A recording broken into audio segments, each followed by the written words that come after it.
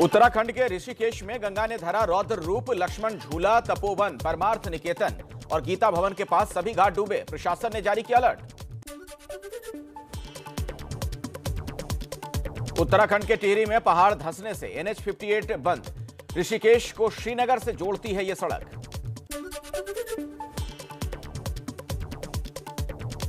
उत्तराखंड के बागेश्वर में भारी बारिश के बाद लैंडस्लाइड। 2 खाली गाड़ियां मलबे में बहीं, कोई हताहत नहीं।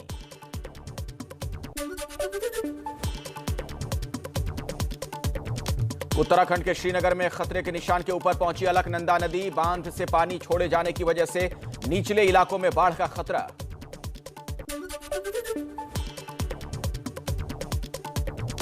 उत्तराखंड के धारचूला में भारी बारिश के बाद काली नदी में उफान। कई जगह चट्टान खिसकने से भारत चीन सीमा की तरफ जाने वाली सड़क भी बंद।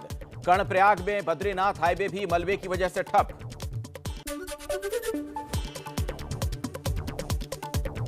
डैम से पानी छोड़े जाने के बाद उत्तराखंड के पिथौरागढ़ में बाढ़ के हालात। धौली और काली नदियों का जल स्तर बढ़ा।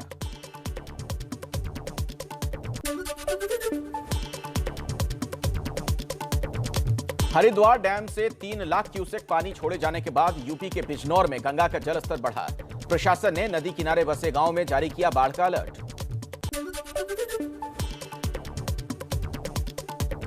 उत्तराखंड के रामनगर में नदी में मछली पकड़ने गए 2 युवक टापू पर फंसे।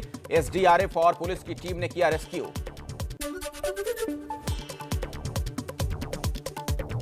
कानपुर में गंगा का जलस्तर बढ़ने के बाद बैराज के 8 गेट खोले गए। निचले इलाकों में बाढ़ का अलर्ट जारी।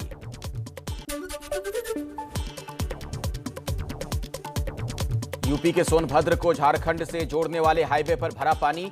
लौआ नदी पर बना अस्थायी पुल बाढ़ के चलते बहा।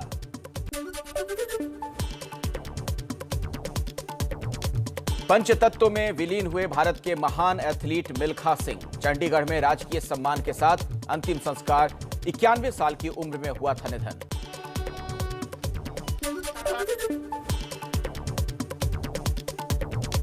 कोरोना से ठीक होने के बाद मिल्खा सिंह और उनकी पत्नी निर्मल कौर 20 मई को चंडीगढ़ में PGI में भर्ती हुए थे। 5 दिन पहले ही निर्मल कौर का कोरोना से निधन हो गया था।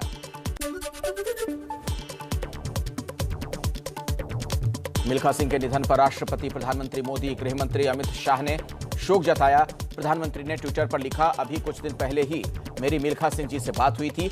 मुझे नहीं पता था कि यह हमारी आखिरी बातचीत होगी।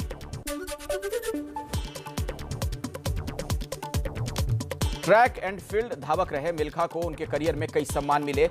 उन्हें फ्लाइंग सिख की उपाधि से सम्मानित किया गया था।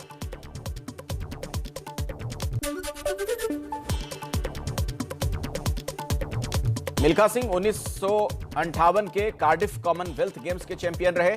उसी साल उन्होंने टोक्यो एशियंस गेम्स में 200 और 400 मीटर की रेस में गोल्ड जीता। मिल्खा सिंह को 1959 में भारत सरकार ने पद्मश्री से सम्मानित किया था। उन्होंने 1962 में जकार्ता एशियन गेम्स में 2 गोल्ड जीतकर तिरंगे का मान बढ़ाया था।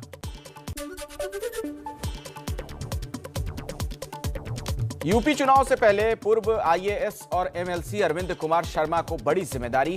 यूपी बीजेपी के उपाध्यक्ष बनाए गए। प्रधानमंत्री मोदी के करीबी माने जाते हैं शर्मा। 21 जून से 2 दिनों के दौरे पर लखनऊ जाएंगे बीजेपी के महासचिव BL संतोष। पार्टी नेताओं से करेंगे बातचीत। संतोष का 1 महीने में दूसरा यूपी दौरा।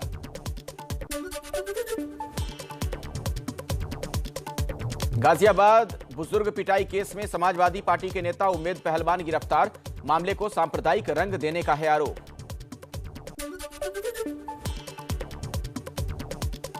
इक्कीस जून को अंतर्राष्ट्रीय योग दिवस पर देश को वर्चुअली संबोधित करेंगे प्रधानमंत्री मोदी। योग दिवस के कार्यक्रम में भी शामिल होंगे।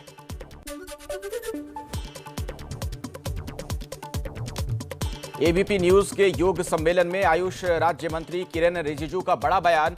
कहा, आयुर्वेद और एलोपैथ के बीच विवाद गैर जरूरी। दोनों का लक्ष्य मानवता की रक्षा।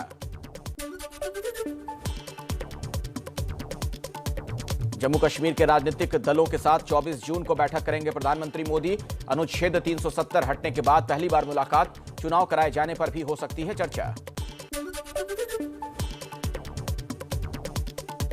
जम्मू कश्मीर पर गृह मंत्री अमित शाह ने की उच्च स्तरीय बैठक। एनएसए अजीत डोभाल, डीजीपी दिलबाग सिंह और उपराज्यपाल समेत कई लोग शामिल हुए।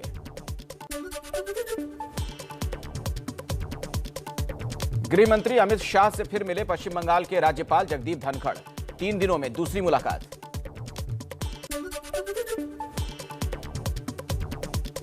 एलजेपी विवाद में अब लोकसभा स्पीकर के सामने अपना पक्ष रखेंगे चिराग पासवान।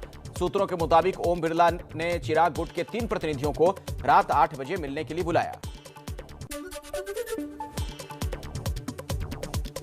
देश में 74 दिनों के बाद कोरोना के सबसे कम केस। 24 घंटे में 60,000 नए मामले, 1,647 मरीजों की हुई मौत और अब तक 27 करोड़ 23 लाख से ज्यादा लोगों को टीका लग चुका है।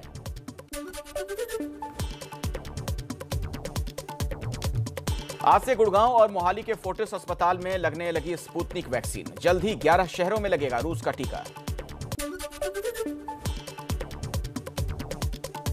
23 जून को डब्ल्यूएचओ के साथ भारत बायोटेक की बैठक। भारत बायोटेक ने विश्व स्वास्थ्य संगठन से कोवैक्सीन को इमरजेंसी यूज की मंजूरी देने की मांग की है।